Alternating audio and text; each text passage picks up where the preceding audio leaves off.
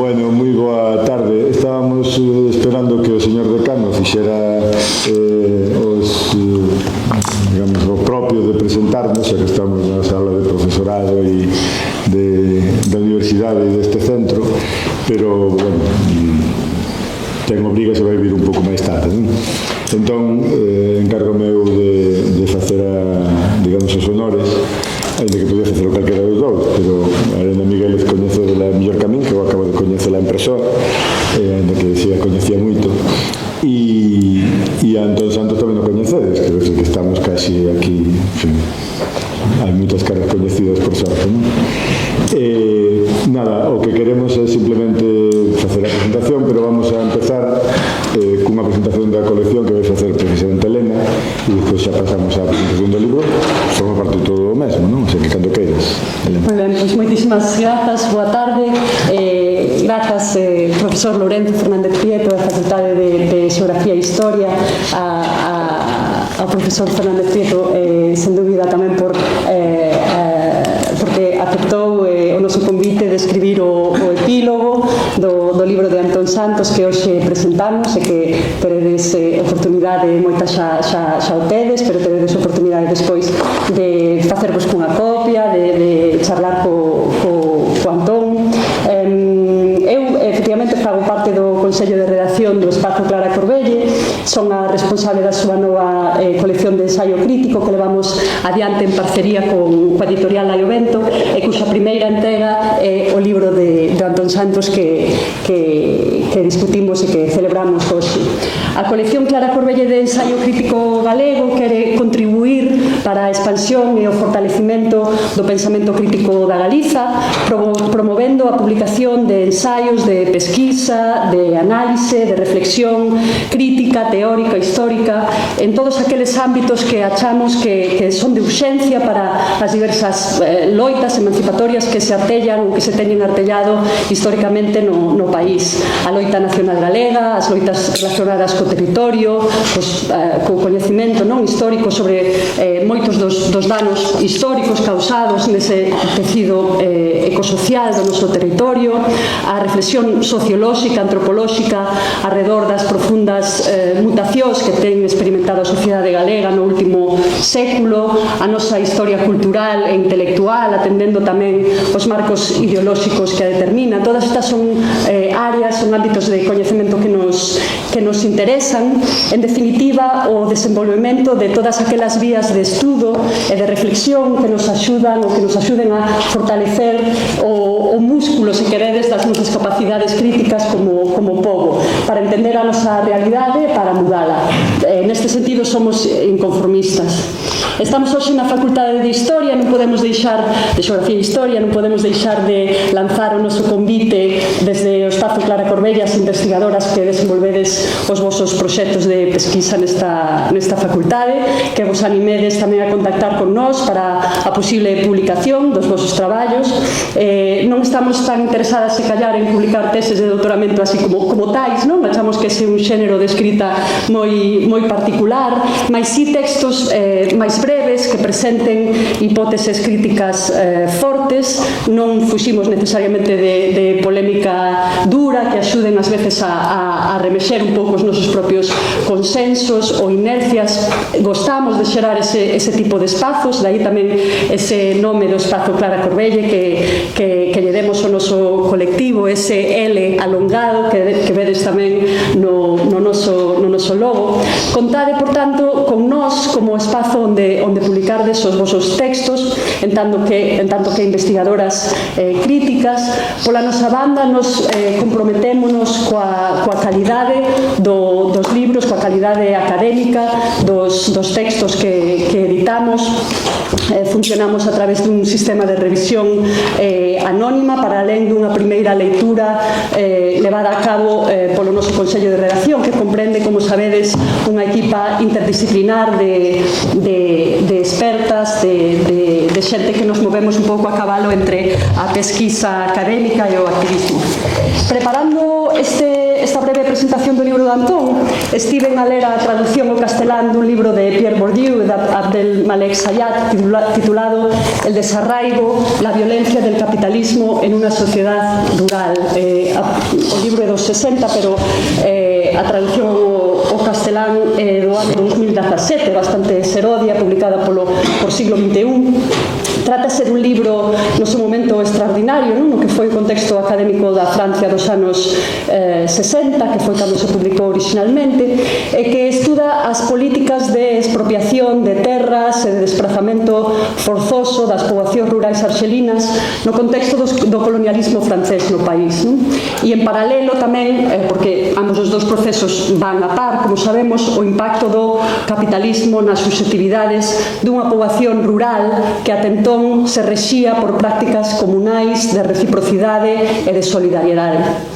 O libro ofrece toda unha socioloxía desta mutación social cara ao disciplinamento da sociedade rural tradicional arxelina, cara a unha economía monetaria, cara á proletarización e adaptación aos novos modos de consumo. O libro do Antón, nos creemos, ven a contribuir á bibliografía que estuda este tipo de procesos e céntrase nesta mesma mutación, non? Para o caso galego, non é un libro que historie as transformacións nos ámbitos das prácticas agrarias e socioeconómicas de finais do século XIX e principios do século XX, senón que se centra e sistematiza de un xeito o propio arquivo dos discursos que desde o ámbito letrado acompañaban as transformacións socioculturais xeradas por esa modernidade no ámbito labrego. É un libro que, mergullando nos arquivos dos movimentos agrarios e operarios, así como na produción ensaística e cultural do primeiro nacionalismo galego, pois no seu libro Antón fálanos dos varios imaginarios creados sobre a sociedade labrega galega que era obxecto ao mesmo tempo de esperanza naquel momento, do primeiro terzo do século XX, mas tamén de frustración e moitas veces de mofa, non? Que é algo que todavía, unha reacción que todavía persistiu entre nós ata hai ben pouco. Para alén da grande honra que supuxo para nós podermos editar o libro de Antón Santos, é un placer celebrar hoxe canda vos que o seu libro xa faga parte da esfera pública galega e agradecemos inmenso que a Facultade de Xeografía e Historia sexa un dos centros para a conversa, para dinamizar a conversa alrededor desta publicación. Unha conversa que non é outra que aquela que se pregunta sobre o lugar do suxeito rural galego no debate político e cultural do país, un debate que creemos que aínda está vixente e alrededor do cal están en xogo moitas cousas. Mais nada, moitas grazas.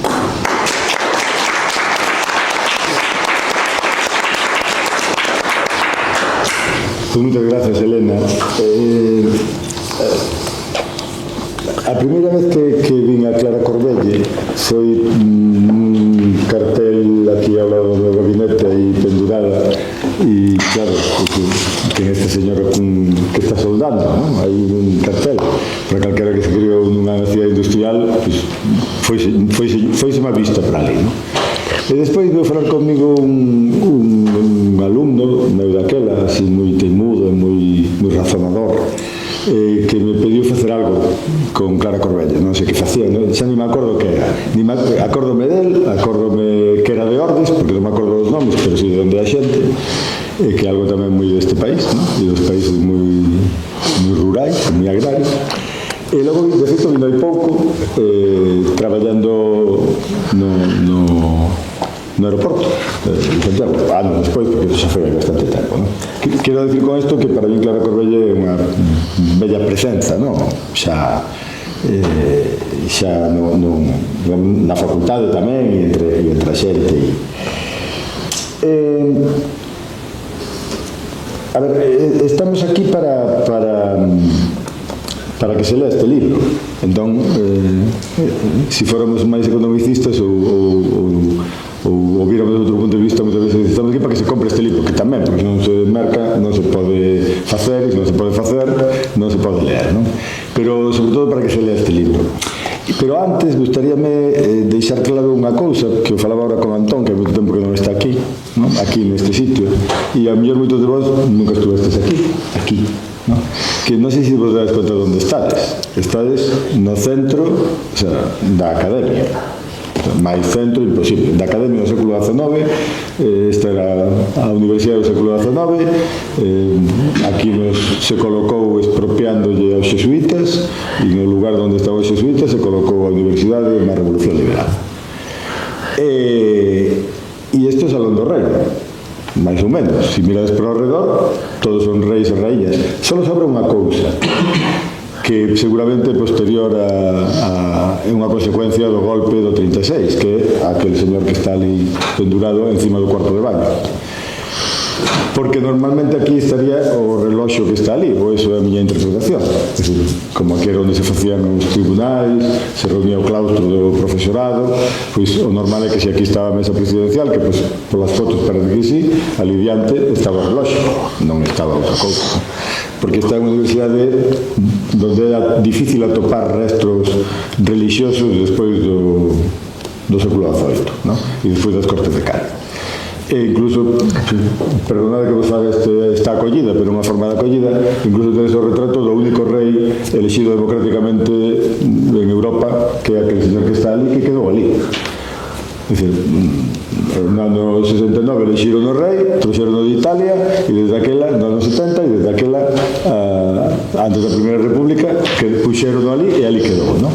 Cal tamén nos dá idea da capacidade que teñen algúns espazos para conservar, cambiando, pero tamén para conservar, non só o malo, sino tamén o bom do pasado, non?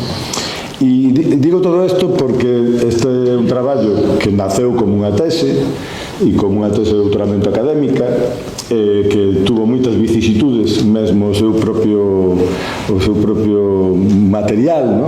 Que houve que reconstruir, etc. E cando empezamos a falar do traballo, eu conto un pouco aquí no epílogo tamén, nun epílogo que limiar, ao final está ao final, pero que tanto ten, o importante iso de menos, non? A min había unha cousa que me chamaba a atención, e normalmente estas cousas nacen do que lle chama a atención a un, da pregunta que fai un e da pregunta que fai outro, non? Antón tiña claro o que quería, sobre que quería traballar, non iba a ter claro Antón, se presentou moi claro, ou bastante claro, as dúbidas veñen despois, non? Cando se fai a pregunta se empezan a resolver. Pero eu recordaba aquelas primeiras conversas sobre unha idea que a mí me parecía importante, ¿no? Que finalmente non está exactamente no libro, porque o libro ten outra lógica e outro sentido, que era o que Antón tamén quería darlle, e máis a tese na súa orixe, que é por que os señoritos se acabaron de finales do século XIX, os señoritos galegos e as señoritas galegas, os que non traballaban, acabaron vestíndose de labregos. Era unha cousa que a mí me chamaba a atención, porque a forma como se escolle o traxe que identifica cada comunidade a partir de un determinado momento, pois ten que ver con cousas distintas, non? Pero no caso galego, digamos, a forma de vestir é a forma do paisano, non? É da paisana. Logo lle poden poñer un montón de adobios, uns manteles chos de pedrería, sobre todo as mulleres, o que fora, pero a forma de vestir, e sobre todo nos homes, é puramente paisana, non? Esa era a miña pregunta, non está aquí respondida, co cal ainda mellor habería que seguir dándolle voltas, porque o importante non son... O importante sempre son as preguntas que nos facemos, non? Buscando coñecementos, sexa en ciencias sociais, en ciencias humanas ou en química analítica, non? Se non hai unha boa pregunta, dá igual o que veña despois. Aquela era unha pregunta que a mí me apetecía facer, e ao final a pregunta foi un pouco distinta, que foi a que Antón desenvolveu aquí, e que ten bastante que ver co que decía Elena na presentación, ou moito que ver, non? Que eu, de feito, digo aquí no epílogo que o traballo podría terse titulado Urbanos fronte a rústicos, non? Ou rústicos fronte a urbanos, porque en realidade, pois eso, volvendo ao século XVIII e ao século XVII e ao século XVI, a urbanidade é o contrario do rústico. E as reglas de urbanidade son para que os rústicos saiban como andar pola urbe, non? de unha forma bastante milagrosa en países como Galicia, que non é o único caso en Europa, pero non hai moitos máis, un pouco foi ao revés. Por esa miña idea de que os señoritos se vestían de labregos, non? Foi o mundo rural e o mundo agrario, que son dous mundos distintos, porque o agrario é o que traballa e o rural é o que existe, ao final o que impuxo un montón de pautas até hoxe, non? Moitas, de como nos comportamos, de como somos, de como facemos e de como nos identificamos, non? De como comemos, non? Temos un libro pendente aí, David Soto máis eu, que se debería chamar, que ninguén rouba o título, por favor, comemos como galegos, non? Comamos como galegos e galegas. Bueno, os galegas cociñan, os galegos comen. Iso tamén é unha bella tradición que por fin está cambiando. Neste libro e neste traballo que está detrás, que é moito traballo, hai unha boa guía de autores e de xornais que falaron do asunto, non? Do rural e do urbano e da súa relación. É unha boa, digamos, varios clásicos agrarios galegos que eu creo que están bastante ben interpretados e localizados no tempo. Aquí, Antón, eu creo que sigue un camiño que é un camiño longo, un camiño que estaba en Barreiro Fernández, que traballou moito este asunto, Xosé Ramón Barreiro, que seguiu por Miguel Cabo, que, en fin, non en van, está moi citado no libro e forma parte de moitos diálogos que o autor ten con traballos precedentes, non? Digamos que aquí hai bueno, aquí, e que o autor, Antón, ten unha percepción bastante potente do que poderíamos definir así de unha forma moi idealista como o universo mental labrego, non? E na súa análise de todo eso, el fai algo que, por outra parte, corresponde á súa xeneración, pero tamén si podemos decirlo así, ao noso grupo de investigación, non? Aí está, o que está detrás dos estudos rurais e agrarios do noso departamento e que veñen xa de atrás, de Ramón Villares, que é poñerse de parte do campesiñado, de parte dos grupos subalternos, non? O sea, as cousas non se ven desde o punto de vista do rendista, entre outras cousas porque o rendista foi derrotado. Se o rendista triunfase, a mellor hoxe veríamos as cousas desde o punto de vista do rendista, vémolas desde o punto de vista dos labregos e das labregas que acabaron coa renta. E aqueles señoritos seguirían sendo señoritos, pero xa non vivían deles. Ou non vivían tanto, non? Por lo menos a partir de aí, o ano que ven, 100 anos. Non? Cando en 1926 se falla a lei de redención foral, despois de moitas loitas, moita conflictividade, moita movilización social, todo eso empeza a mudar ata o punto de que todos os que estáis aquí e todas as que estáis aquí e non o neguedes, porque sodes propietarios de fincas rústicas ou vais herdalas. E iso é unha diferencia sustancial entre calquera outra sociedade e a nosa. E iso é un produto histórico que acontece na época na que Antón analiza o que está pasando desde o punto de vista da análise do discurso sobre a base dun análise material de todos esos procesos históricos, non? Eu creo que aí hai un diálogo moi potente que está aquí moi ben reflectido, non? Porque efectivamente é un libro de historia que contén empréstimos de moitos códigos culturais diferentes, non? E sobre todo os estudos culturais. Eu teño que decir que cando Antón me empezaba a contar o que quería facer, é verdade que non entendía, porque eu intentaba entendelo e supoñía que eu fiábame del, non? Porque un sempre debe fiarse dos que traen cousas novas e dos que leen cousas novas, e efectivamente creo que eu atinei, el desde logo, pero eu atinei, non? Pero claro, estaba xa nun ámbito que era os estudos culturais que realmente eu ainda non o topara. Eu estaba nun ámbito de investigación e de estudo diferente. E é o que fai fusionar unha cousa coa outra dunha forma moi intelixente. Os estudos culturais están xa no ámbito da filoloxía, pero entre nós non estaban no ámbito da historia aínda, cando ele empezou a traballar, non? Si, a historia social, si a historia cultural, pero non a lógica dos estudos culturais como parte da transdisciplinaridade do que tamén fai historia, non? Decía que se fai preguntas moi potentes e, por exemplo, unha que anotei varias aquí no epílogo, pero unha delas, non? Foi o tío Marcos da Portela, seguido polo Catecismo do Labrego, que fusionou a diversidade camponesa do vello reino de Galicia fundando unha nova identidade de Labrega. Porque, claro, identificarse como labrego, labrega, galego ou galega,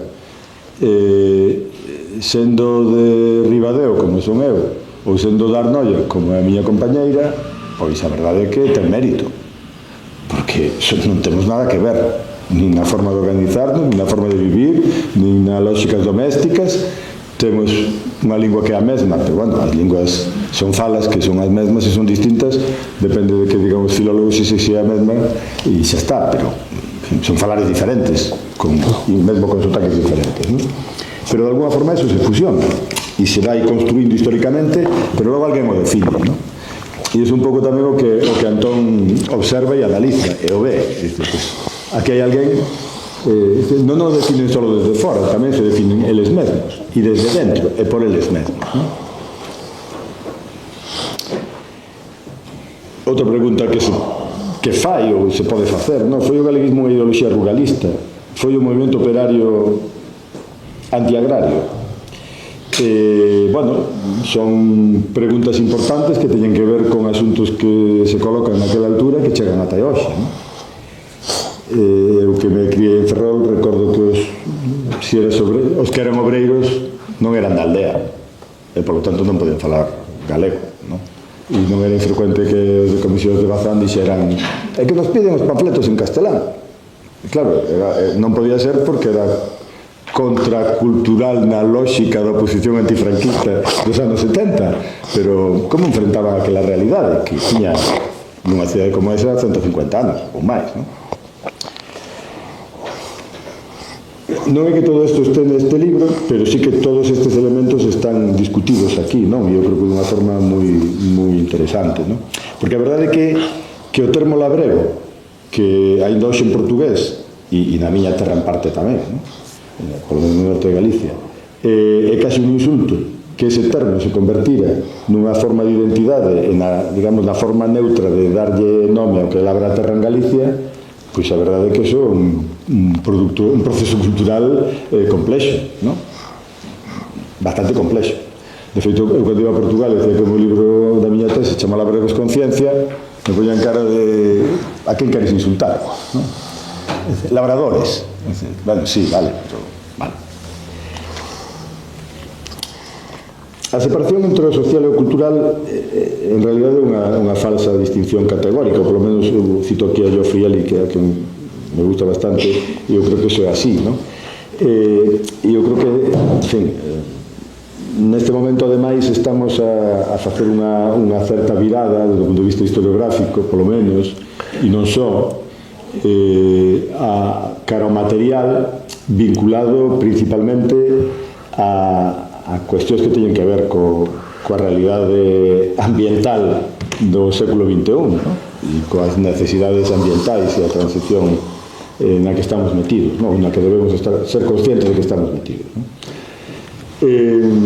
O que pasa é que, ainda que a historia sexa materialista pola vella ou pola nova, pola vella do século XIX ou pola nova ambientalista do século XXI, en realidade igual que nun tempo falamos da autonomía da política e aquelo que é claro para poder entender que a política tiña autonomía e se movía sola independentemente do material antes fora da economía, tamén hoxe parece que despois do xiro que se deu do xiro cultural que se deu no seu día, non entender que as ideas teñen autonomía propia, pois é casi non entender como funciona ou como se pode entender o pasado e o presente, non?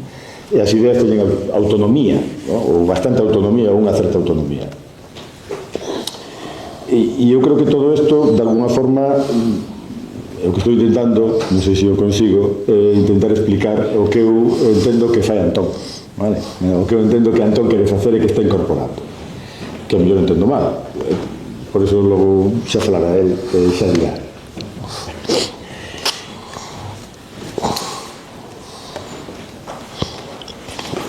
O libro tamén inclúe unha reflexión demorada sobre o papel do intelectual, non do intelectual hoxe, pero isto eu sei que é algo que e Antonio Cacao, o señor decano que acaba de chegar, tamén non sabe que lle preocupou sempre moito a Antón, cal é o papel do intelectual.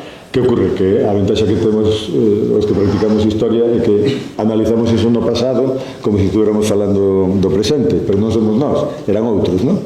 E como actuaba o intelectual, como funcionaba o intelectual, como se enxergaba coa sociedade. Iso é algo que no libro de Antón está moi presente e eu creo que esa parte está además moi destilada, moi ben tratada, recolle todo o que está dito sobre o asunto, en fin, Bourdieu e compañía, non? E todo o que poidade buscar directa ou indirectamente está traído aquí por Antón, non?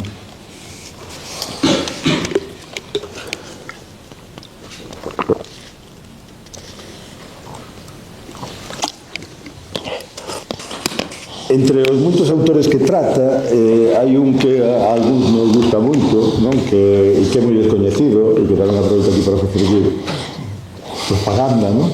A ver se a través do libro de Antón se recupera ese persoeiro que se chama Valeriano Villanueva e que, bueno, non sei se vos estades ou non familiarizados, somos máis outros menos, é o noso Alexander Chayanov, para entendernos, non?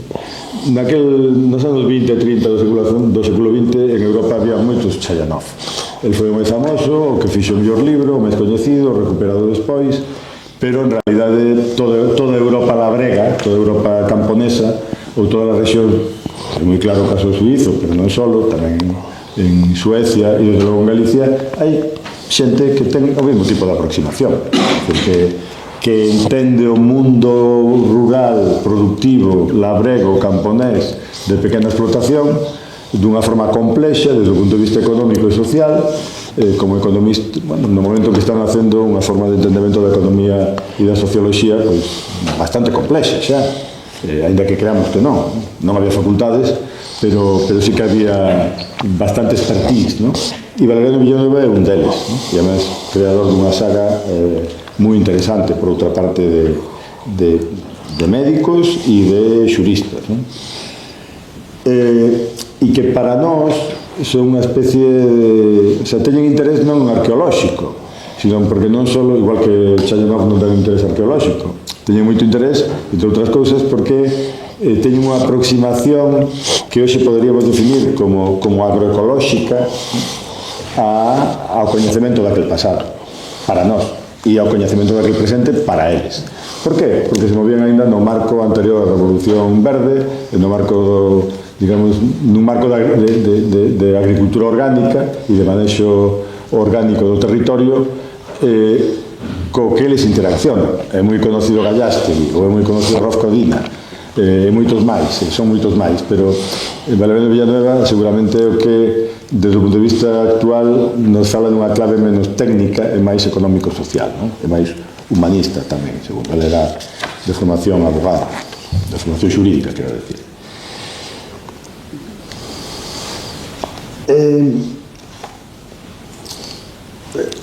Outros asuntos que aquí poderían verse, ou creo que se ven, non? É como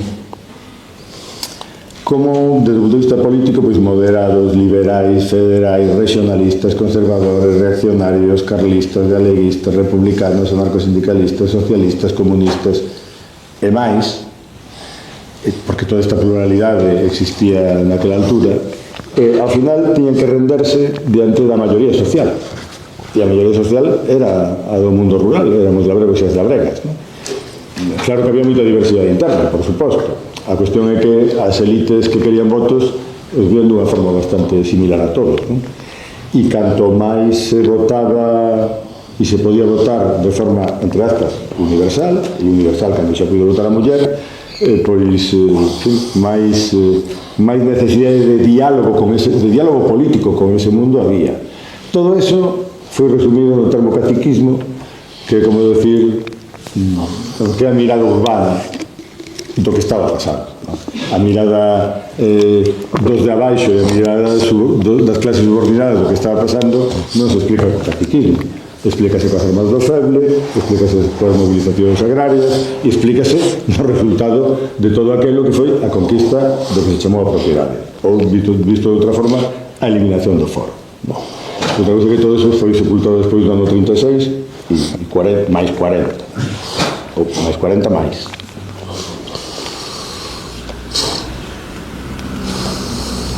Antón céntrase sobre todo nos galeguistas e fai aí unha pescuda sobre como eles dialogan cos intereses da maioría social, o papel do galeguismo nas Cortes, por exemplo, dunha forma moi detallada, que dá lugar ou que acaba caendo en todo isto, non?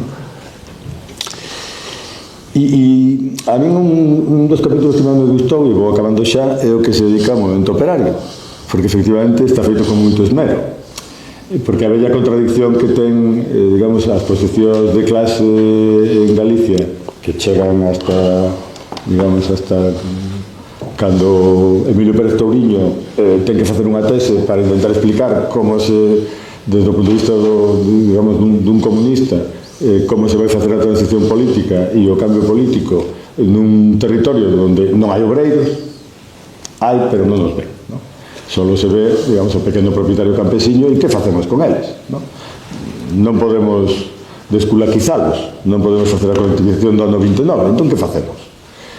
E, bueno, acaba facendo unha tese que, como moitos outros da súa xeneración que traballan no mesmo, e por eso traballaba tanto na propiedade da terra, desde a economía, desde a socioloxía ou desde a historiografía, acaban chegando á conclusión que o que lles decía o partido non era así, que era ao revés, e que o pasado estaba cheo de realidades diferentes e que, bueno, aquela clase saco de patacas en realidade non era eso, era un pouco máis complicado, ¿no?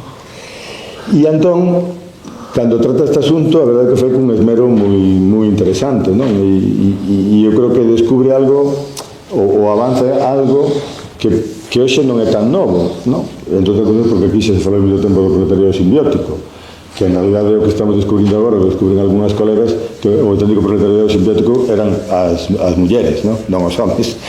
Cando se empezou a falar desto, se falaba dos homes que traballaban nas fábricas de Vigo, pero en realidade o proletariado simbiótico son as mulleres que traballaban nas fábricas de conserva, que xa nin as vían siquiera, non?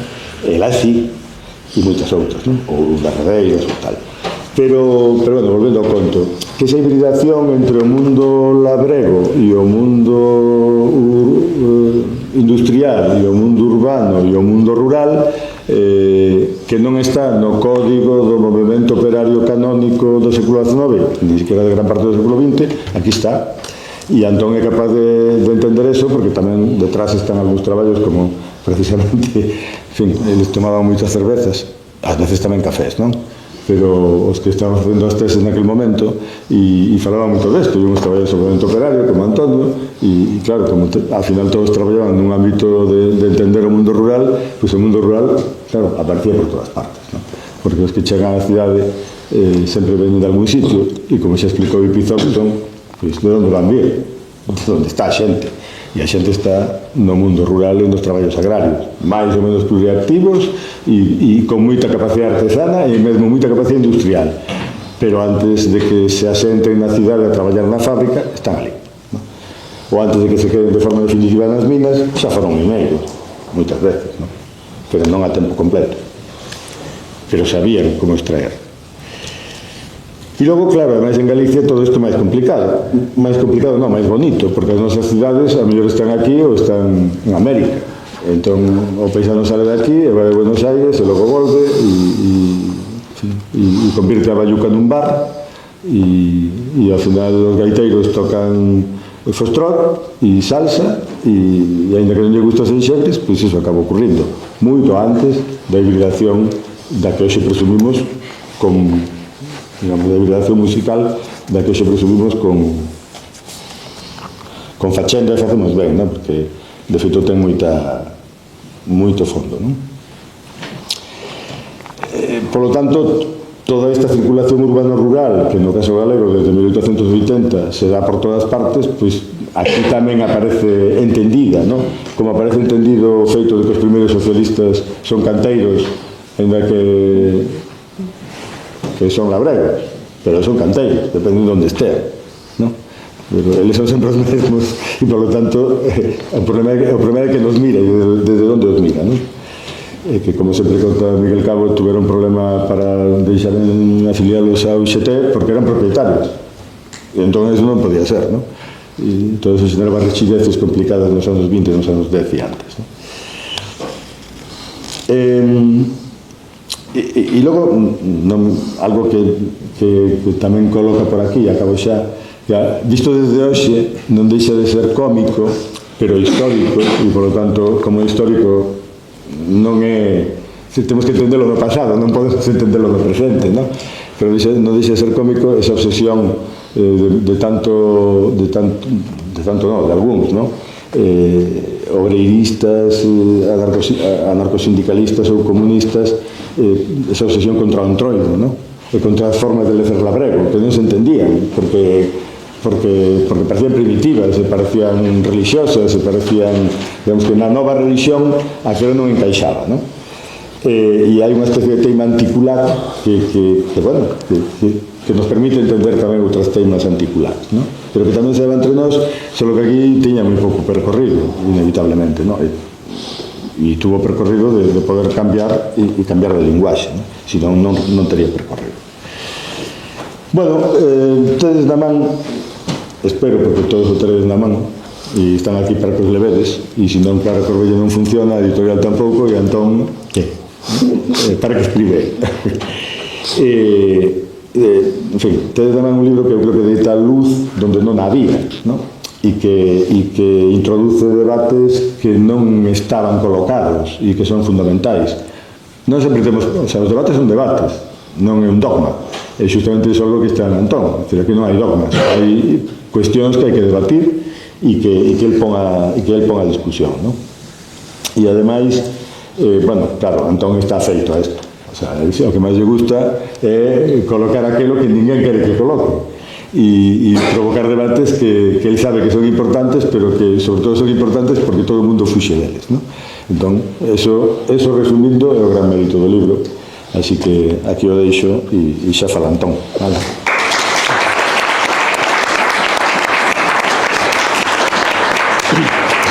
Vale, boa tarde, moi agradecido por brindarnos este espazo.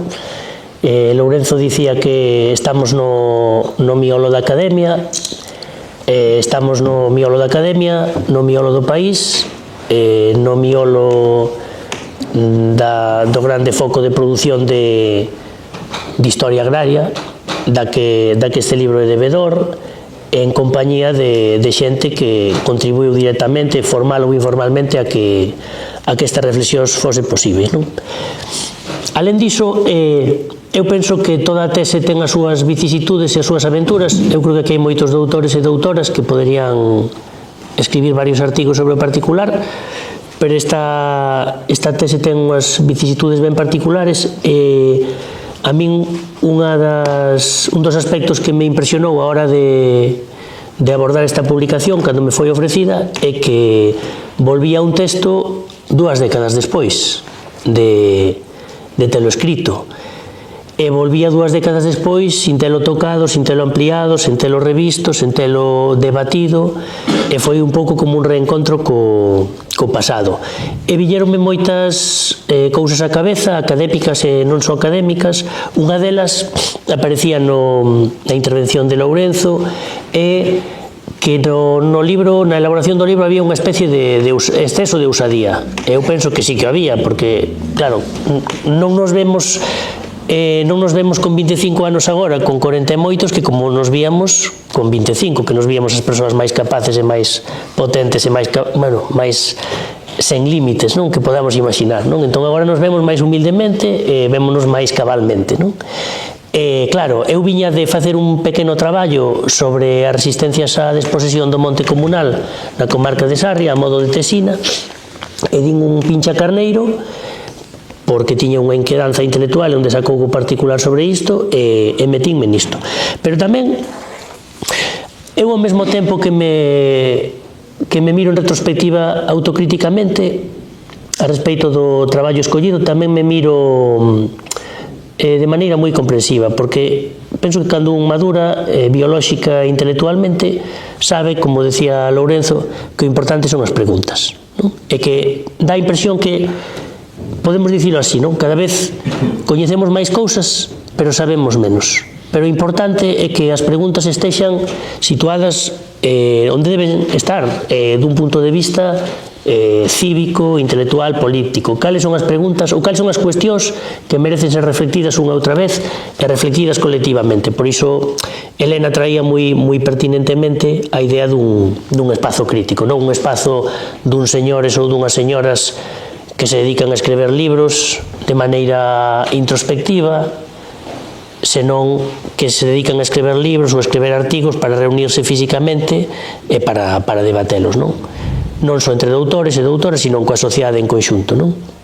Bueno, pois dito isto, non foi preparado, é totalmente espontáneo, pasaron 20 anos, pero segue habendo unha sintonía, porque precisamente a miña intervención vai xirar por volta das preguntas. Cales foron as preguntas que me levaron a min a esta investigación a escrever este libro?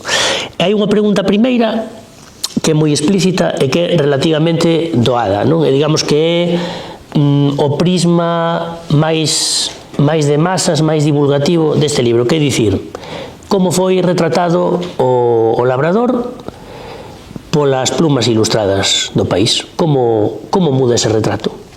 Unha clase que aparentemente non se move, ou que se move, móvese menos que o resto das clases, que é menos dinámica, como a vamos retratando? Bueno, quen se achegue a representación gráfica e iconografía vai ver que ese retrato muda. Vai no ver moi evidentemente, pero quen se achegue a prosa e a literatura política e a literatura lírica, novelística, narrativa, tamén o verá. Entón, se quixermos dar unha panorámica moi sintética do que sucede, é que un personaxe que aparece velado na sombra, pintado a trazos grosos, non sei se recordades o cabezallo do tío Marcos da Portela, parece un labrego mindoniense ao século XVII, pintado moi a trazos grosos. Vese que é unha figura moi tradicional, pero tampouco hai moito detalle ali. Nada que ver co labrego que pinta Castelao, que claro que hai detalle, o sea, non hai detalle gráfico porque el pintaba nesta liña clara, pero hai moito detalle psicolóxico, está moi singularizado, está moi acusado. Entón, o que se fai na prosa política, no ensaio, na literatura, é dar corpo a este retrato. E como comentaba Lourenzo, se dá corpo a este retrato é porque o labrador preocupa cada vez máis, preocupa no sentido de que é interpelado porque se necesita contar con el, non? Primeiro as clases propietarias necesitan contar con el para instruílo técnicamente, despois as élites políticas do liberalismo interpélano como votante, os xornalistas complementan o mercado político e cando a política se fai propiamente de masas con sindicatos e partidos obreiros ou galeguistas, xa aparece, digamos, o activista ou o militante a participar destas representacións que son representacións que interpelan tamén, non? É certo que o libro non contesta a pregunta que plantexa Lourenzo de por que as elites se disfrazan de labregas nos anos 20 e 30. Hai moitas fotos, eu atopei fotos de militantes da CEDA en vísperas ao golpe vestidos de galegos, sobre todo mulleres vestidas de galegas.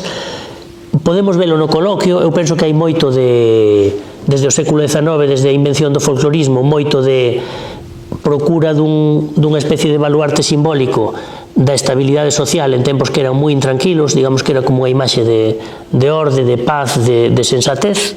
Hai moito diso, e despois tamén hai un fenómeno que me gustaría abordar con vos no coloquio, que ten que ver coa nacionalización, que é como imaxes que son de cuño puramente galeguista e despois nacionalista son acollidas con entusiasmo por toda a poboación, incluso por sectores políticos a priori contrarios ao galeguismo, pero como son desactivadas da carga política coa que foron concebidas e fican noutra cousa. Bueno, iso chega a todos os nosos días, despois debatémolo, non? Como figuras regionalistas ou figuras costumistas foron na súa orixe figuras puramente galeguistas ou nacionalistas. Bueno, a propia bandeira da faixa azul, non? E despois hai unha pregunta máis complexa de ser respondida, que me facía eu, é que até certo momento na historia, non sei cando isto se interrompe, a identidade galega, sexa concebida como identidade regional ou nacional, é sinónimo da identidade labrega. Isto en Beramendi estaba moi explícito, eu atopeino na súa obra cando el dicía que foi Martín Sarmiento o que inventa unha figura que chamaba o labrego etnia, ese labrego etnia atravesa todo o 19 e despois cos galeguistas convértese no labrego nación, non? Tamén ten un grande éxito bueno, hai motivos máis que de sobra para dizer tiña que ter éxito por unha cuestión demográfica, porque era a inmensa maioría da poboación, por unha cuestión productiva, porque tamén se decía na intervención anterior, todos somos herdeiros de propietarios e todos somos propietarios directos ou indirectos, pero non as identidades ao cabo son sempre escollas, non?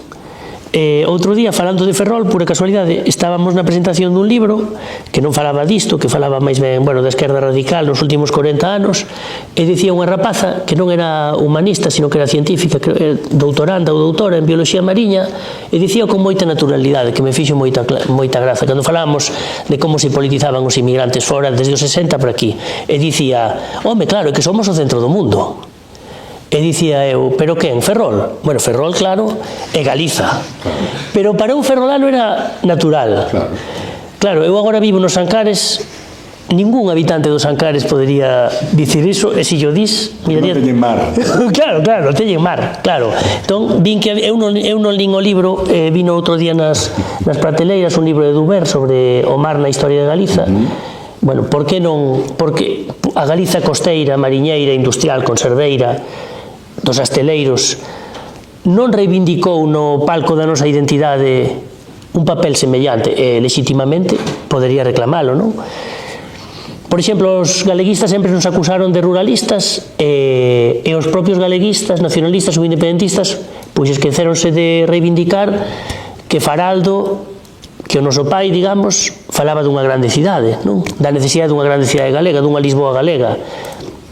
Ou dei con artigos, sobre todo da Irmandade Coruñesa, nos anos 20, que dicían, sen ambigüidades, que sí, que o agro podía achegar a esencia, o lirismo, a autenticidade, pero que o futuro da Galiza galega era a Coruña, particularmente, non? Outro día lía unha carta de Risco a Xoán Vicente Viqueira, non a coñecía na tese, pero atopei no outro día, e dicíalle: o problema da Irmandade Coruñesa é que creen que Galiza é a Coruña. Outra frase que hoxe sería incomprensible, non? Ou sería lida nun sentido totalmente oposto, non? Bueno, entón, é outra pregunta que está no libro. Tampouco penso que apareza radicalmente respondida, porque podemos volver sobre ela. Porque a identidade galega se construiu a partir desta imaxe do labrego etnia e que seguramente chegou, pois quizáis até os anos 60 ou 70, na que comeza a haber un novo paradigma obreiro, urbano, citadino. Pero ainda así, se vamos a nosa simboloxía, a nosa música, aos nosos emblemas, vamos ver que son esencialmente rurais, non? Estas son as preguntas explícitas do libro, e despois hai dúas preguntas implícitas que falan un pouquiño do reverso da moeda. O reverso da moeda do libro, o anverso son os labregos e a representación dos labregos, e o reverso é quen escreve sobre eles, non? Porque eu penso que sempre hai que falar en historia cultural, especialmente, pero en calquer campo da historia, de quen producen os discursos ou as prácticas, inda que se queiran invisibilizar. E tamén defendo moito que os que escrevemos historia ou ensaio nos fagamos presentes, non nun sentido individual con nomes e apelidos, sino que confesemos cales son os nosos intereses, porque eu penso que a historia é unha disciplina moi interesada, non? Con interese cívico. E o que é honesto é poñer encima da mesa cales son estes e con que cartas xogamos, cal é o noso código, digamos, deontolóxico e cales son as nosas regras, non? Entón, dicíamos que ia evolucionando o retrato do labrego e iba cambiando tamén quen producía ese discurso, porque primeiro foron os grandes propietarios, despois foron os agrónomos, despois foron os políticos liberais, despois foron os xornalistas de todo signo, despois foron os militantes obreiros, galeguistas, como, digamos, máis e máis xente opinaba e retrataba o labrego. E eu, unha pregunta creo que nos debemos colocar é: 100 anos despois disto, case 100 anos despois disto, pois segue existindo persoas non labregas, non directamente ligadas ao rural, que nos preguntamos pola cuestión porque entendemos que é unha cuestión actual, non é unha cuestión remota que non teña que ver con o noso presente, non? Aí vou aos desacougos ou as inquietudes que eu tiña a hora de redixir este traballo a principios do século XX. Xa moitas cousas cambiaron, pero unha cuestión que me inquietaba a min e que inquietaba a todos estes homes, maiormente homes que escreven, casi non hai mulleres, salvo Pardo Bazán, que aparece de maneira bastante destacada. Que pasa na modernidade, no que consideramos a modernidade? Que pasa ca comunidade, non? Que pasa ca comunidade con maiúsculas? Porque a modernidade trae a noción de individuo, coa noción de individuo a noción dos dereitos individuais, trae unha noción de emancipación moi forte, de autodeterminación e de autonomía, pero ao mesmo tempo trae a liberdade tamén é o desamparo e o frío, non? Entón, os escritores urbanos ou vilegos co que se encontraban é cunha comunidade moi forte e entendían a comunidade contraditoriamente, porque eu penso que a comunidade de seu é contraditoria, que a comunidade, non sei de quen esta definición, é unha instancia que non permite a decisión. Nós non escollemos a nosa familia, non escollemos a nosa clase social, ou só escollemos de maneira moi relativa. Tamén a escolla da nosa identidade nacional a priori é libre, pero ten moitísimos condicionamentos. Entón o debate da comunidade parecíame de vital importancia para hoxe do 2003 ou 2005 ou 2006, pero tamén do 2025, porque desde a visión urbana hai unha especie de saudade da comunidade, non? De sentido de perda, e ao mesmo tempo unha incomprensión do que son as súas lóxicas. Tampouco a pregunta, ni moito menos, está resolta, nin creo que a vayamos resolver hoxe, pero debemos colocala, non? E despois, de maneira aínda máis acusada, creo que agora que a principios do século XX, empezábamos daquela a vivir un mundo desterritorializado, un mundo no que nacía a realidade virtual. Desde aquela van 20 anos, a realidade virtual come máis espazo a realidade física, non só nas nosas vidas intelectuais, nas nosas vidas persoais, nas vidas económicas, na vida íntima, na vida política, pero paradoxalmente con máis intensidade se coloca como decía Lourenzo tamén, a noción da base física, dos límites ecolóxicos do planeta, das capacidades de supervivencia da especie humana e, ao fin e ao cabo, as formas de habitar o territorio, que é o que estaban discutindo estes homes do século XIX e principios do XX. De maneira que hai debates aquí que son tan actuais case como cando foron escritos, non? Falábase de Valeriano Villanueva. Valeriano Villanueva ten unha frase que non se cita moitas veces. Bueno, era un home, eu penso non, era un home conservador e que non tiña nada que ver co galeguismo. En un dos seus artigos din: os nacionalistas galegos están moi preocupados discutindo se se di irmán, irmau ou irmao, pero ainda non coñecen a lógica productiva do labrego que tanto din defender. É un pouco o corazón do debate, non? E as acusacións, eu creo que fundamentadas, que moitas veces se dirixen contra a querencia do galeguismo pola abstracción, non? Estas son as preguntas que conforman este libro. Se vos parece agora no coloquio, podémoslas abordar colectivamente.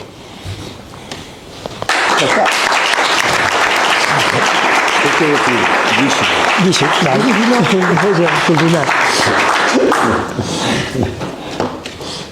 Bueno, pues venga. Non sei se queres coordinarte o debate, Elena. Non. Más que nada por, como todo o mundo quere falar, por ir ordenando.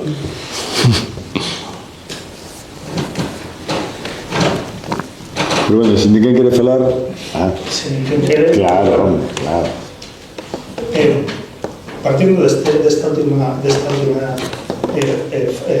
cita de Valeriano Villanueva que faz, claro, a mí levame a preguntar algo que, bueno, que evidentemente está eu li en su momento a tese, pero non li ainda vivo, que evidentemente está, ¿no? Pero que igual convén facer máis explícito, que claro, todos estes discursos cambian, pero aquí tamén hai discursos en conflicto entre sí. Y hay algunas cosas que son interesantes, porque esto que está diciendo Valeriano Villanueva tamén está no centro dunha problemática que vimos moitas veces en moitos traballos de historia agraria, non? Que efectivamente hai unhas lóxicas de construcción dunha identidade ou dunha forma de entender que é o labrego ou que é o campo aparentemente moi positivas, pero logo debaixo deso está o proxecto político que é, bueno, sí, isto é fantástico, culturalmente a identidade é o que queremos, pero o fan todo mal, porque boa parte do discurso liberal, agronómico, con talísimas excepcións moi importantes e moi relevantes durante o primeiro tercio do século XX, o resto do argumento é fantástico, pero estos labregos tan interesantes teñen que facer as cosas de outra maneira. E aí o que está plantexando Valeriano Villanueva é, bueno, primeiro veamos como fan de verdade, porque o problema é que non tendes nin idea de como fan de verdade as cousas, que igual non as fan tan mal, que ao final é a conclusión a que chega él, a que chega Rozcodina, a que chega Gallastegui, e bueno, e a conclusión o xera da ecoloxía, porque este non é un debate só do pasado, evidentemente é un debate do presente, non? Entón, a miña cuestión sería, bueno, outra pregunta que tamén está na túa preocupación, que efectivamente, bueno, cales son os conflictos internos dentro destos discursos en torno ao labrego. Hai discursos que son económicos e técnicos, bueno, a grande cuestión do foro, sobre que os galeguistas pasan de puntas en pé. Hai discursos ou conflitos socioculturais no sentido de que vai quedar da moralidade cando estas formas de vida e de comportamento patriarcais e xerárquicas se desintegren. Despois é totalmente contradictorio, porque cando ven coa lupa e ven ao detalle como vive o labrego galego e como se relaciona ca religión, ca sexualidade, co conflito social, as cousas non son tan claras, pero hai este esquema prototípico de que isto é un bastión contra a disolución.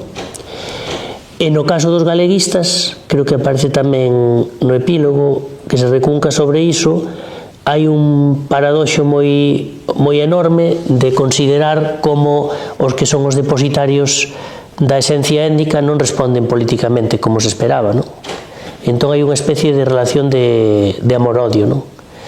Pero eu penso que esta reacción tan ambigua respecto aos labregos ten lógica, porque non deixa de ser, digamos, non é unha relación entre iguais, entón é unha relación con fins nobres ou menos nobres. É unha relación moi utilitaria, na que ti estás pedindo ao teu interlocutor real ou ideal que responda ás túas expectativas, e iso non sucede nunca. Entón, cando a relación é así, non pode haber correspondencia, non? Porque estás, bueno, que se di en psicología, son proxeccións, non? Ti faz unha proxección no labrego do que ti crees que deberían ser as cousas. Entón, claro, pasan os conservadores, non? Cando di, no, os bucólicos, costumes patriarcais, autoridade do pai na casa, non existen as tabernas, pero despois, claro, dicíase, ven o entroido e din que isto é unha barbaridade, isto é intolerable, non? Claro. Os labregos, falábase, claro, eu ainda coñecín labregos, non sei se vos, supoño, hai xente aquí maior nesa sala, a respecto dos galeguistas, eu ainda coñecín labregos que falaban do seu país para referirse á súa comarca. Este é o meu país, pero que país? Eu sou italiano. Claro, o seu país era a comarca, claro. Entón, como reaccionaba un galeguista ante iso, non? Bueno, tamén o Hobbit facía o mesmo.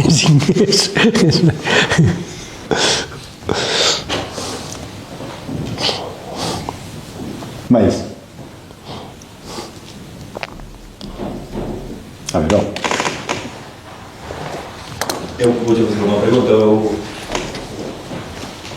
Saquei o móvil porque cando estaba lendo o libro as cousas que me parecen interesantes e vai sacando fotos para cando nos subiramos.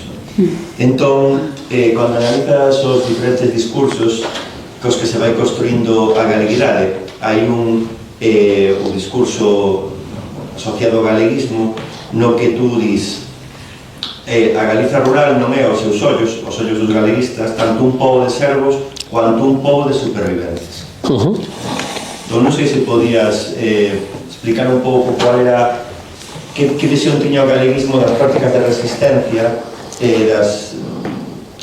dos labregos, entendo que como clase subalterna. Non sei un pouco se isto é na liña un pouco de James Scott cando fala das formas de resistencia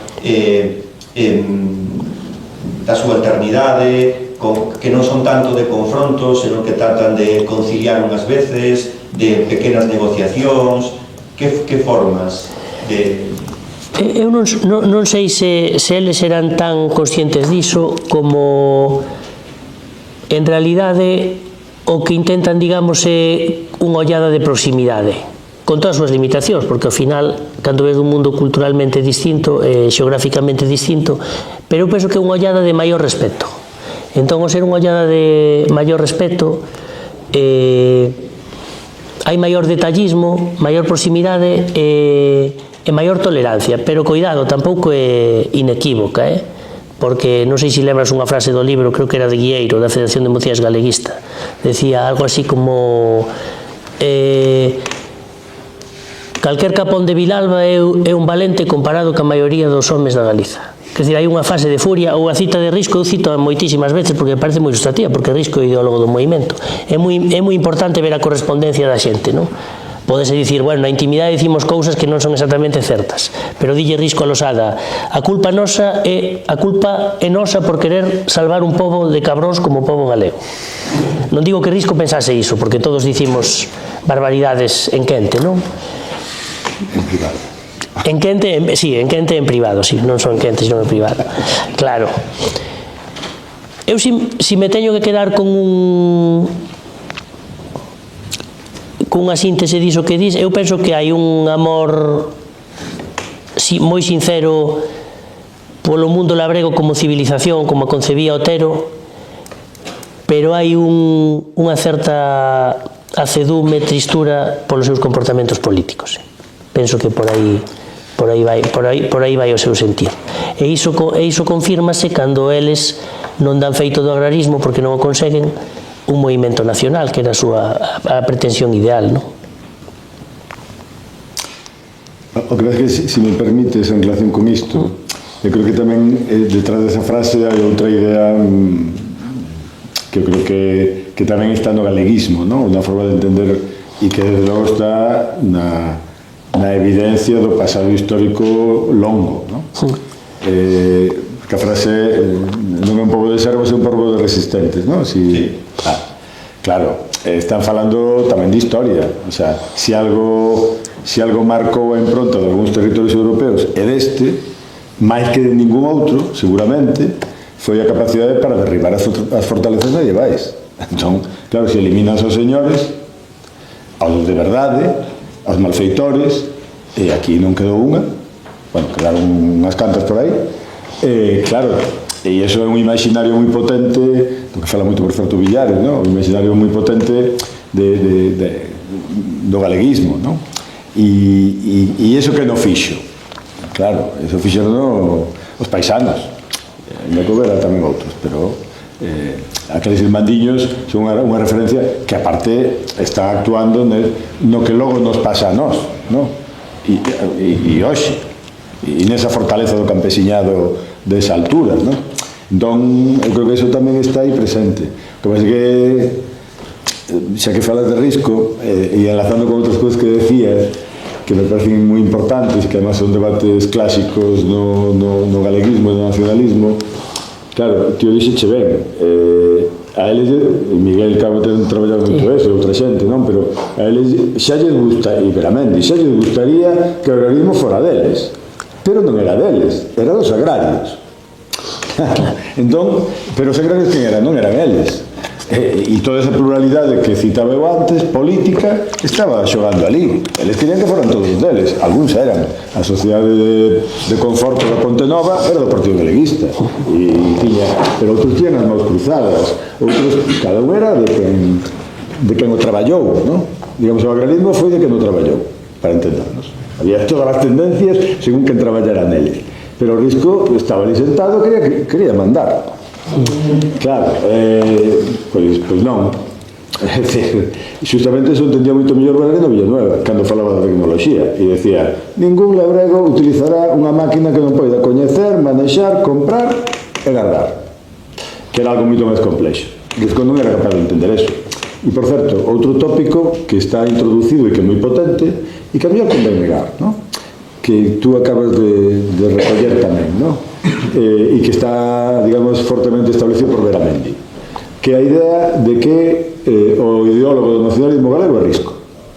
Pois eu creo que non. Eu creo que foi o que máis escribiu. Pero, justamente, non é o... É dicir, él quería ser eso, e deronlle ese atributo, e como foi o que máis escribiu, desde unha lógica, precisamente, non subalterna, sino desde unha lógica elitista, o que máis escribe é o que todo o mundo lee. Pero non é así.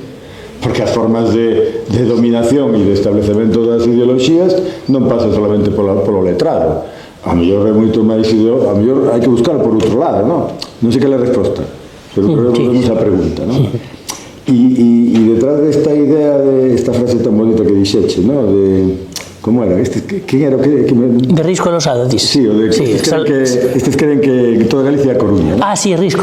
Claro, pero por que din eso? Porque está falando dos republicanos, dos federais, dos galeguistas, da cova céltica, está falando os ourensáns están pelexando por unha hexemonía que non teñen. E non ven a Valentín Paz Andrade, que está ali, non? E que, ao final, se o vemos históricamente, seguramente a elle debemos, por exemplo, ter un estatuto hoxe, non só telo daquela, non? Quero dicir que eu creo que leímos mal a nosa historia, tamén a nosa historia organizativa, ideolóxica e cultural do nacionalismo, non? Por qué? Bueno, polo que sexa. Porque habemos desde 1977. E en 1977, que vemos? Lo pasado. A Risco. Por qué? Porque todos os galeguistas vivos falan dele. E estaban ali en Ourense con ele e tal. E quen ve aos coruñeses? Ninguén. Nin aos ferrolanos. Quen se acorda de Carballo Calero como ideólogo nacionalista e constructor do estatuto? Ninguén. Nin el. Nin el o pode recordar porque xa estuvo preso por eso. Que vai recordar? É un filólogo, licenciado en Dereito,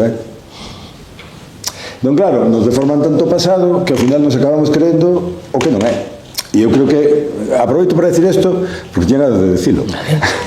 Alguna vez, e como aquí están escuitando, e tú tamén me escuitas, por iso digo, non? Porque se digo noutro foro, a mellor corren máis gorrazo. Pero aquí creo que se pode falar con liberdade. Pero a mellor había que darlle unha volta a eso, non? Porque, de feito, esa afirmación non se corresponde co que ti tes aí, non? Ao revés, eu creo que ti demostras máis ou menos ou entras nesto que estou dicindo eu, creo, non? Non sei como ves isto. É unha reflexión, pregunta. Sí. Non sei, vou facer unha pregunta ao público, se me permitides. Miguel, ti acabas de biografar a Basilio Álvarez. Eu li a Basilio Álvarez e vía que el non era un galeguista, pero a súa retórica agraria era a de Cabanillas, non? Dos agros celtas e todo iso. Como consideras que estes caudillos agrarios, como consideraban eles ao labrego, sinceramente? Ti que opinas? Bueno, cando comentabas agora esas frases de Risco, Basilio ten algunhas semellantes nas poucas cartas que poden atopar dela a Edillo, por exemplo, e despois en público no 23, cando perde nas derradeiras eleccións da restauración, non consegue sacar escano, e ten unhas frases terroríficas contra os paisanos, non? E unha delas é case como a de Risco, non? Quer dizer, pois, son desagradecidos, non saben seguir a xente que de verdade que o seu ben, non? E nas cartas a Edillo ten unhas frases terribles que non vou citar a de memoria porque non podo esquecer, pero son case peores que esa de Risco e a dos capóns de Vilar. Claro, hai moito paternalismo, non? Evidentemente. De feito, algo moi evidente de Basilio é que con todas as voltas e reviravoltas, colaboradores, etc. que tivo, ao redor case non tivo labregos de verdade. Toda a xente que estaba ao redor del eran xornalistas, aspirantes a políticos, pero labregos de verdade no círculo máis ou menos político había moi poucos. que é algo que tamén cando ves o seu día a día, non? Que, en fin, daba a sensación de interactuar relativamente pouco coa xente que en teoría estaba defendendo. Digo interactuar en posición de igualdade, non? Estaba con eles dentro do púlpito figurado ou literal, non? E si, bueno, creo que o paternalismo é bastante patente e creo que neso, como moitas outras cousas, se acabou a producir a cosa aquí.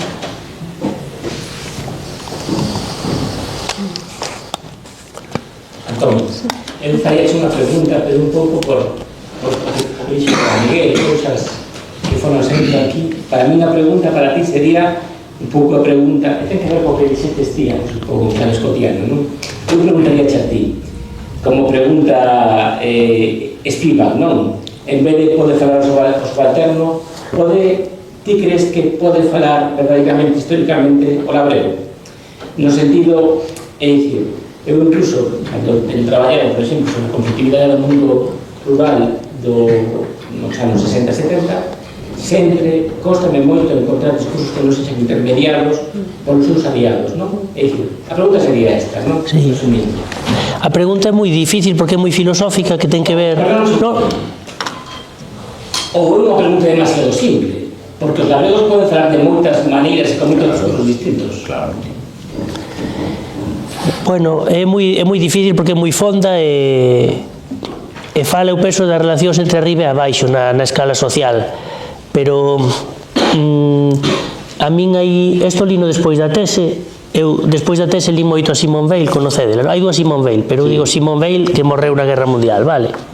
E Simone Weil traballou cos máis oprimidos nas cadeas de montaxe, bueno, empezou no movimento obreiro, acabou no cristianismo social, e a conclusión que chegou ela é que canto máis abaixo, menos capacidade, canto máis abaixo, máis representado eres, e menos capacidade tes de articulación real. E ten como un aforismo que di, moi pesimista, que di, falando da reforma social, da transformación social, di, desde abaixo non se pode e desde arriba non se ve. É unha frase boísima. Desde abaixo non das e desde arriba te estás cheo de boas intencións, pero, bueno, que falaba Valeriano Villanueva, non? Pero si ni siquiera ves que non estás con eles. Bueno, é un tema moi filosófico, pero creo que vai por aí a cuestión. Eu, André, penso que era contigo, ti estás, non sei se te recordas, non sei se era un traballo de investigación que facías na Limia, falando co guerrilleiro, con Camilo Dios, que este é un... Levou unha tesina do Gani. Bueno, mira, ostras, todo cadra. Tesina do mestrado. Era tesina do mestrado, pois eu recordo iso, bueno, pasaron moitos anos, pero quedou unha cousa grabada da conversa, bueno, este home, como os daquela época, atravesou un inferno total, terrorífico, e despois reincorporouse ao PC, non sei se nos 60 ou nos 70, cando saiu da prisión, na Limia, e ti preguntabaslle, bueno, que tal? E el dixo, pois a verdade é que moi ben. Decía, bueno, porque os 60 eran menos duros que os 70, decía, porque o PC era o partido da clase media. Claro, é verdad, el estaba feito a traballar con xornaleiros, con analfabetos, de repente encontrábase con médicos, con mestres, con medianos empresarios. Falando co chofer da pasionaria, el sempre me falaba do chofer da pasionaria. Estaba con a auténtica devoción non da pasionaria. Do chofer. Quero dicir, non creo que cumpre esa realidade. El foi fundamental na articulación das comisións campesiñas na Limia. Foi fundamental na súa figura e prácticamente as comisións campesiñas non tiñan máis articulación na Limia que a propia ascendencia dunha figura tan mítica xa na altura como antigo guerrilleiro que era do Camilo Dios. Pero bueno, pasaba na Limia tamén unha circunstancia curiosa, que foi a única comarca donde un sindicato alternativo ás comisións labregas, o Sindicato Agrario Galego, tivo maior representación que as comisións labregas, non no campo do... Pero tamén foi unha conversa moi interesante que tivera con ele. Pero dito isto, Dani, polo que preguntas e o que falamos, nisto non vai implícito unha crítica, é como unha lei social que sucede. Non quer dicir que ti por representar a alguén o estexas forzosamente manipulando, pero sí que penso que, claro, debería ser sincero a hora de dicir que es un representante, que non é el, sabes? Eso que soe fallar, que temos tendencia as persoas a impostar un pouco, non? Bueno, pero sempre a boca a outra, non? Pode falar o labrego ou pode falar o subalterno, A pregunta tamén pode ser, sabemos escuitar o personal de rodillo. Por exemplo, tamén.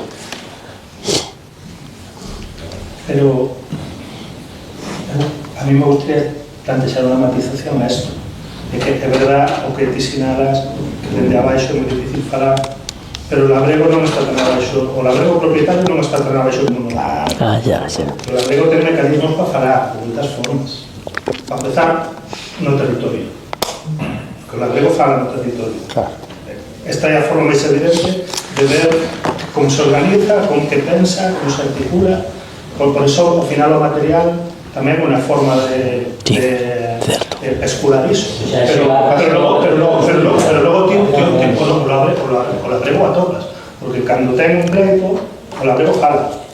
Os operarios máis difícil. O labrego fala un pleito, pero fala él ou fala intermediado? O as fontes que reproducen o que Lembrate ese de Geluco.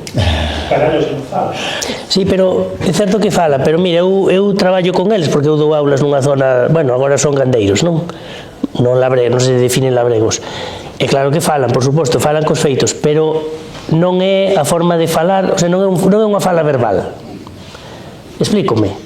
É unha fala velada e non é a fala que nos entendemos como ortodoxa, a fala da esfera pública, no que nos reunimos e discutimos. Non é xuizo, pero digo que esta é unha frase de Gellner moi boa que eu alín para a tese. Gellner, comparando a sociedade moderna coa tradicional, co antigo réxime, dicía, non estou xulgando, dicía, son dous xogos distintos e xogose con distintas reglas, é como comparar o hockey co fútbol. O sea, son dous xogos distintos. Por exemplo, nós que tamén traballamos cada vez máis con comunidades de montes, que eu creo que son un pouco máis complexas que unha imaxe da comunidade.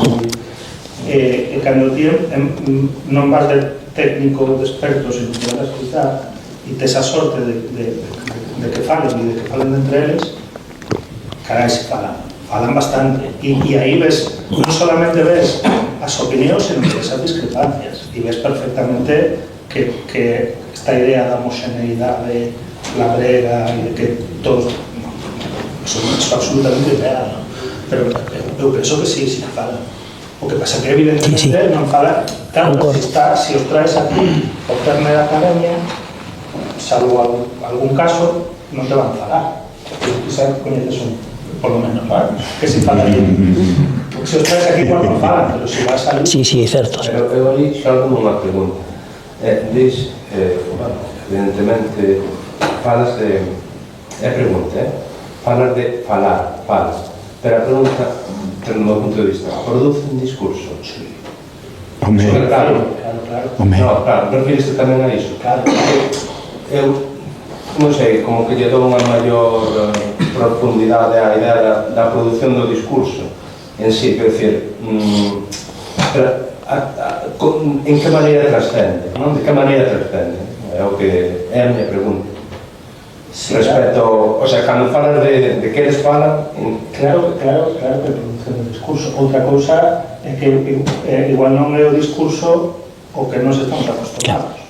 Hai unha expresión moi típica, que eu creo que é reveladora, é que, bueno, xa están estes que tengan a teórica.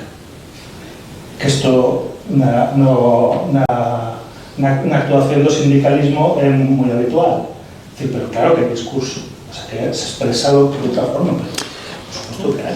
Home, de feito, se me permitides, eu creo que unha das cousas que facemos aquí neste grupo de Historia Agraria, e algúns facemos desde que empezamos a traballar sobre o mundo rural, e eu, polo menos, o meu caso, é intentar entender algo. Porque eu, que me criei nunha cidade industrial, cando iba con meus pais á casa de toda a miña familia, non entendía nada. Falaban ao revés, para empezar, unha forma moi galega de falar. Falar ao revés. Meus pais falan así, os meus pais non se entendía, pero se falamos de outras cousas, todo empezaba ao revés, todo empeza negando, todo produce o noso discurso. Non vos vou dar unha referencia dun texto moi coñecido que estou pendente de editar desde hai moito tempo, pero que utilizo con meus alumnos, onde os labregos falan claramente, e é un texto de principios do século XIX. Falan de moitas formas, o que pasa que é moi difícil de entender. falan desde a resistencia e falan para protexerse, justamente. Senón, como íbamos a chegar ao século XXI co 23% do territorio manexado por comunidades de vecinos. Unha cousa só ocorre aquí, na Laponia, no norte de Portugal cos baldíos, comparado, por exemplo, co que pasa cos crofts en Escocia, eles sí que están atrasados. Non chegaron a posesión directa daquelas terras hasta o ano 2000. E nós chegamos moito antes. Posesión, non propiedade privada perfecta, do Código Napoleónico. Son dos cousas distintas. A cousa que agora todos nós creemos que iso é propiedade privada perfecta do Código Napoleónico, pero a lógica do manexo do territorio por parte dos labregos era outra, na lógica comunal e tamén na lógica da casa, que non era exactamente privada individual, pero o risco non podía entender isto, é imposible, casi non entendemos nós. Tito, disculpa, agora cando falabas da infancia nese ferrol loureiro e de esa volta ao rural, a mí... Eu non volvía, a mí levaban, A mí ven moitas veces a cabeza, e alguna vez incluso chegar a falar con Dani, cando ainda tiña así alguna ansia da investigación, ven moitas veces a cabeza a realidade da rúa na que vivo en Compostela, non? Vou contar unha anécdota que nos pasou a miña compañeira, un día ali na Rúa do Onde Santo. A Rúa do Onde Santo é unha rúa rural nas mentalidades, o 90% da xente de Trazo, de Touro, de Pinos, están todo o día falando da mota, do millo, de non sei que. As conversas son todas rurais. A verdade é que pagaron unha tese sobre mentalidades, non? E acabábamos de comprar un terreo e baixábamos con a eixada e uns tomates para plantar. Era xa finais de xuño, xullo. Nunca na miña vida se nos congregou tanta xente ao redor nosa, eles estaban xa, eles estaban, esa eixada, eu non sei se será moi boa, mira, estaban os rostros felices, porque vían as súas aldeas, as súas terras, este formigón no que levan por outro lado 50, 60 anos, quer decir, esa pervivencia da mentalidade a pesar do... E bien que eras como a eles, era un señorito de máis. Bueno, non sei se bien complicidade ou non. Eu non que me quedei non foi non tanto na complicidade, senón esa complicidade cos tomates e caixada. E trascendía a humanidade. Se digo unha palabra distinta. Nada, eu quería dicir, que aparte de que estou, moi contento, de que estemos facendo este acto, que eu, de alguma maneira, tampouco revisei este texto desde hai 20 e tantos anos, porque eu si tive a ocasión de ler, e ademais en bastante detalle, de feito comentar con Antón a súa tese, e eu creo que é unha cuestión para min interesante, daquela, e que, nunha tese que eu creo que foi algo así como tamén unha certa viaxe, porque foi un percorrido de bastante tempo, ademais de alguma maneira compartido, porque ainda que a tese sempre de é verdade que formábamos unha certa comunidade ou república independente de bolseiros e bolseiras, algún deles están aquí presentes, empezando por Prudencio,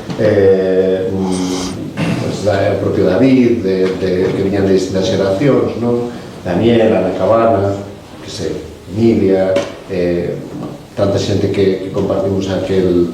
E unha cuestión interesante non era ver como, nese diálogo, nos nutríamos do que eran lecturas. Eu aquí vexo, por exemplo, chamame claro, a atención, algunhas das bases que eu recordo cando Antón as estaba lendo, Raymond Williams, por exemplo, Edward Said, porque aquí está o orientalismo, e creo que é bastante significativo na lectura que fai a tese, por suposto está Weber, de como se encargaban os estados que sabían facer as cousas de convertir os cidadáns en patriotas, utilizando mecanismos ás veces brutais, había debates, eu creo que sustantivos. Pero unha cuestión que era tamén interesante daquela é que a visión claramente que podíamos ter, salvando algún caso excepcional, non? Como era o de Ana Caballo, non? Ainda que tamén con particularidades do que era o mundo rural, por moito que Santiago sexa unha cidade, como deixou escrito nun momento dado Tito, non? Cidade de labregos, hortas de obreiros, por moito que fora así, era unha mirada externa. Ningún de nós era traballador, nin realmente éramos persoas que estábamos no día a día no traballo das persoas que aquí están falando. Éramos un pouco como estes. Exacto. Pero Sí. agora o que te quería preguntar é, claro, pasados estes anos, a tua situación cambiou, porque a tua viaxe seguiu e agora ti estás noutro entorno, non? E antes comentabas o que escoitabas o falar, non? Entón, a pregunta un pouco que eu te quería formular é justamente ese cambio, non? E ese momento de agora, non? Que podía ser perfectamente, non sei se un destes mestres dos anos 30 que despois acabaron unha cuneta tirados, non? Pero facías un pouco ese papel, non? Moi apegados a, eso sí, o que é os Ancares, o que cerrea a terra, non? En que medida eso, agora ao revisitar a lectura da tese, cambiou o que ti poñías ou non o fixo, non? Eu penso que o que pon encima da mesa unha experiencia así de desplazamento, é o que citaba da noción de comunidade, non? Porque, digamos, desde que escribiu a tese até hoxe, eu penso, bueno, a comunidade, como se concibe unha comunidade de maneira prototípica, non existe no mundo urbano, pero sí que existen asociacións fortes, non? Lealdades longas, non? Bueno, a universidade pode ser unha, por exemplo, non? Como non unha comunidade, pero unha institución, unha lealdade longa. O sindicato pode ser outra, bueno, hai exemplos innumerables. Bueno, todo o mundo penso que ten unha noción que nos últimos 20 anos que esas asociacións fortes que se van debilitando porque, bueno, estamos no medio dunha revolución tecnolóxica que está mudando moitas cousas. O contacto entón directo co rural ou co que resta do rural, pois está ben traído o exemplo dos 30, supoño que moitos mestres rurais se atoparían co mesmo, de outra orixe. Claro, como salvar o que a comunidade ten de valioso mantendo unha posición crítica con ela. Non sei se é posible, ese é o paradoxo no que nos atopamos, non? Como tantas cousas, pódese ter todo, buscamos sociedades cohesionadas, pero non queremos que sexan tiránicas, non? Buscamos espazos de socialización compactos, pero queremos permitir a disidencia. Hai unha serie de aspectos de fondo para mí moi complexos. O único que me motiva fundamentalmente é ver que o dilema que estaba aquí que debe ser revisitado e afondado, pero non por un historiador, por calquera persoa con interese pola sociedade no seu conxunto, non? Non sei se tedes reflexionado sobre iso. Por exemplo, bueno, o rural, claro, o rural do que falo aquí, por suposto que está desaparecido, pero o rural galego de hoxe, isto saiu en varias palestras, verdade? Falábamos no Madia Leva de Lugo o poema de Celso Emilio Ferreiro, recordádelo todos, non? Lingua proletaria do meu povo é falsa. A lingua proletaria ali é o español de Colombia, por exemplo. Hai moitos falantes anglosaxóns, porque o fenómeno rural é moi forte, quero dicir, todas as categorías que nos manexamos caen por completo neste novo interior. Pero ao mesmo tempo, claro, a comunidade sigue forte, para empezar, bueno, polo que estudades vos, non? Por a cuestión da comunidade, da propiedade comunal, das casas, das familias. É un panorama, eu creo, sobre o que polo menos que eu saiba, a min ningún libro me pode ilustrar sobre o que hoxe o agro galego. Igual o hai, que hai xente ou un traballo xornalístico que está aí sobre o terreno, pero é para mí moi desconcertante. con todo o que proliferan, sí que son os imaginarios sobre o rural e produción cultural sobre o rural. A mí, se me permitides, tamén ao fío do que comentas, Antonio, tamén ti, Lourenzo, de que é un libro que efectivamente ten moitas lecturas dos estudos culturais, ese Raymond Williams, etc., que penso que é unha das súas fortalezas e que nos axudará moitísimo tamén a xente que estamos nese eido. E unha das hipóteses fortes tamén do propio Raymond Williams e que aprendemos del é que os imaginarios que xorden a respecto do rural teñen moito que ver coa relación cambiante entre campo e cidade ao longo da historia, non? Se esa relación é extractivista, os imaginarios sobre o rural que van a agromar pois van ser imaginarios que nos remitan pois a un labrego débil, que desiste, non? E que marcha, porque se precisan eses espazos rurais pois baleiros, digamos, ou baleirados. Hoxe en día, así como penso, non, que as emocións culturais, non, que concitaba a referencia ao labrego no momento que estudas ti, Antón, eran, se callar, o da... Bueno, aparece ás veces a vergoña, non? A vergoña das orixes, a raiva tamén, a xenreira. Hoxe en día, sen embargo, parece que estamos como nun momento, volvendo a esa referencia das emocións culturais a respecto do mundo rural, nostálxico, non? Parece que hai un xiro nostálxico a respecto, mencionábalo cando falabas da nosa relación cunha vida comunitaria que xa a cal xa non temos acceso, non? E está habendo un boom na cultura española, vese no cinema, vese na literatura, de literatura sobre o rural. E está inzada de relatos sobre urbanitas que voltan, non, á aldea, non? Tamén desa perspectiva urbanocéntrica, pero a nostalgia está moi forte, que era unha emoción que non era asequible a este momento. Exacto. Sen embargo, hoxe sí, non? E a pregunta que nos podemos formular, volvendo a Raymond Williams, é por que a nostalgia agora? Quere dicir iso que xa está ese mundo finiquitado, nos podemos permitir a emoción da nostalgia, que era algo que neste momento, no momento que tú estudas, non teria sido posible. Bueno, ás veces mirar aí o tema das emocións moi importante. É interesante. Sí, bueno, non sei se queres... No, un apunte o que di Lena e di Antonio, eu teño aulas ou intercambios con neorrurais europeos, occidentais, que veñen, bueno, buscando as paisaxes nosas, e todos eles, pero non un nin dous casos, todos me preguntaron que opinaba da película As Bestas. E o problema é que non a vin. Entón dime, pero como que non a viches? Como que é que nós temos que ver a película As Bestas, claro, porque era o que para ele reproducía a situación un pouquiño, que era o... Sí?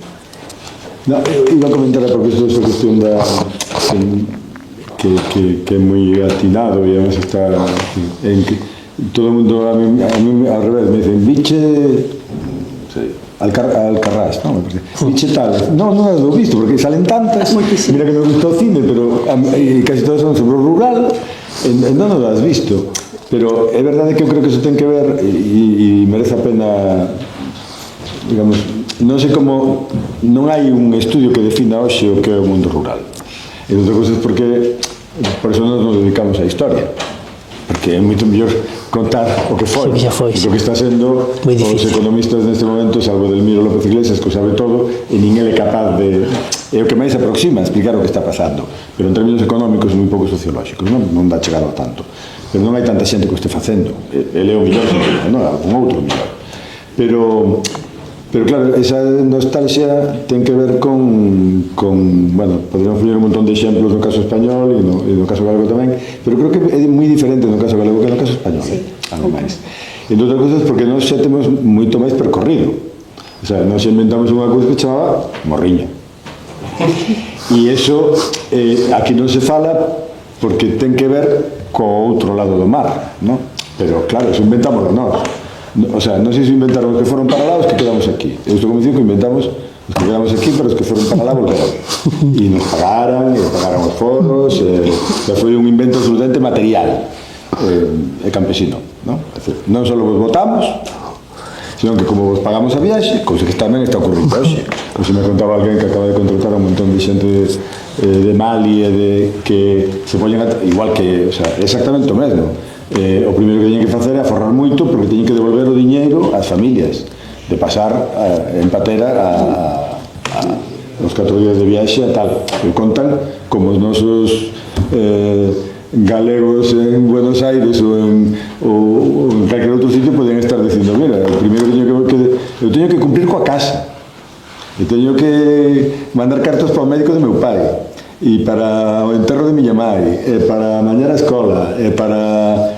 Bueno, pues, era unha nostalgia máis material, a de hoxe máis... sí, sobre todo, digamos, ese imaginario español, que é moi madrileño, ademais, non sei se tamén moi catalán, pero logo moi madrileño, non se encontra en Euskadi, eso, por exemplo. Se encontra no centro da península, e aquí nos chega porque tragamos todo, pero eu creo que aí temos un percorrido moito máis longo que justamente das visións de Raymond Williams ou de Edward Said, etc., podemos interpretar dunha forma máis autóctona. E agora nos vai dicir o decano que temos que marchar porque estamos un cuarto de hora fora de tempo do contrato do convenio.